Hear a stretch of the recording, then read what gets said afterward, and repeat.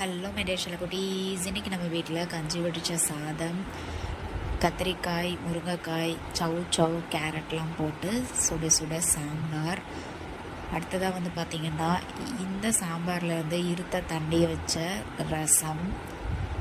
செம்ம டேஸ்ட்டாக இருக்கும் இந்த ரசம். அடுத்ததாக வீட்லேயே போட்ட தயிர். சூப்பராக மீல்ஸ் ரெடி ஆயாச்சு. இன்றைக்கி அமாவாசை அப்படின்றதுனால எங்கள் வீட்டில் ட்ரெடிஷ்னல்லாம் ஃபாலோ பண்ணுவாங்க.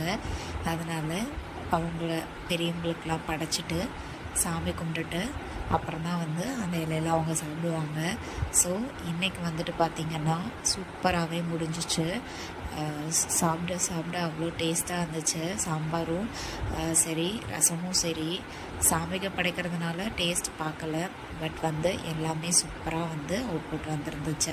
நீங்கள் இன்றைக்கி என்ன பண்ணீங்க, என்ன சமைச்சிங்கன்னு சொல்லிவிட்டு கமெண்ட் செக்ஷனில் சொல்லுங்கள். நம்ம சேனலுக்கு சப்ஸ்கிரைப் பண்ணிவிடுங்க. Ta-ta by.